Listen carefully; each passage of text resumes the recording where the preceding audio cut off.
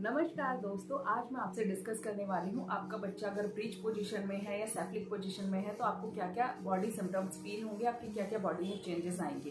तो breach position का मतलब होता है जब आपका बच्चा उल्टा होता है। उल्टा यानी कि आपके बच्चे का जो सर है वो ऊपर की तरफ होता है और पैर नीचे की तरफ होते हैं। तो मेरे पास दोनों एक्सपीरियंसेस हैं बिकॉज जो मेरी बेबी गर्ल थी वो ब्रीच पोजीशन में थी, इसी कारण मेरा सिजेरियन भी हुआ था। आपको नॉर्मली पता होगा जब बच्चा ब्रीच पोजीशन में होता है, बच्चा जब उल्टा होता है तो सिजेरियन ही होता है, कोई चांसेस नहीं होते हैं नॉर्मल डिलीवरी के। वहीं अगर मैं बात करूं सेफ्लिक पोजीशन की, सेफ्लिक पोजीशन का मतलब होता है बच्चा नीचे की तरफ होता है, मतलब कि बच्चे का जो सर होता है वो नीचे की तरफ होता है, पैर जो होते हैं ऊपर की तरफ होते हैं। तो सेफ्लिक पोजीशन और ब्रीच पोजीशन में बहुत ही नॉर्मली आपको डिफरेंस समझ आ गया होगा। आप कैसे पता कर सकते हैं?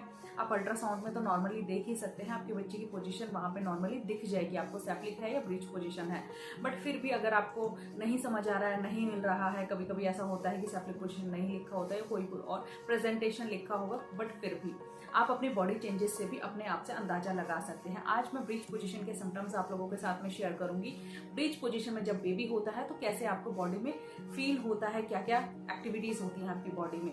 तो जब ब्रीच पोजीशन में बच्चा होता है उसका सर ऊपर की तरफ होता है। जब लास्ट में जो आपके डिलीवरी टाइम होता है, मतलब कि 8वां महीना, 7वां महीना और 9वां महीना, लास्ट के ट्राइमेस्टर में, तो आपको कैसा फील होगा कि आप अच्छे से बैठ भी नहीं पाओगे। आप फील करोगे कि आपके लंग्स में हमेशा कुछ ना कुछ चुभन हो रही है।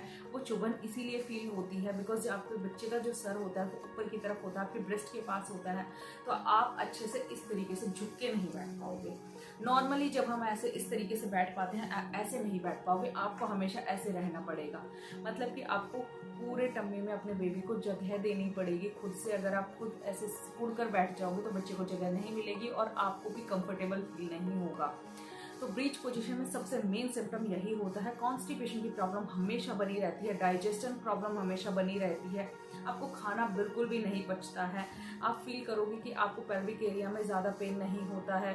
फर्स्ट डिलीवरी के टाइम, फर्स्ट प्रेगनेंसी के टाइम मुझे ब्रीच पोजीशन में बेबी थी, मेरी जो बेबी थी वो ब्रीच पोजीशन में थी। उस टाइम पर वैसे भी आपको कुछ समझ नहीं आता, बॉडी सिम्टम्स नहीं समझ आते हैं या कभी कभार ऐसा होता है। बट हाँ, अब मैंने दोनों एक्सपीरियंसेस ले लिए हैं तो अब मैं कंफर्मली बता सकती हूँ, देख सकती हूँ, महसूस कर सकती हूँ ब्रीच पोजीशन और सेफ्लिक पोजीशन में क्या डिफरेंस होता है।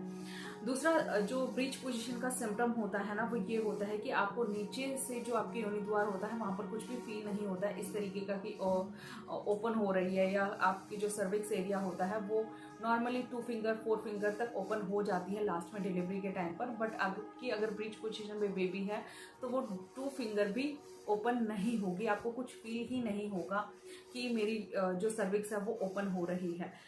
अब ये जो 2 सिम्टम है वो मैंने कंफर्मली आप लोगों के साथ में शेयर कर दी हैं, तो आप इन 2 सिम्टम्स से भी अंदाजा लगा सकते हो कि आपकी बच्ची जो है, आपका बच्चा है, बेबी है, वो ब्रीच पोजीशन में है। आई होप आप लोगों को वीडियो अच्छी लगी होगी, यूजफुल लगी होगी।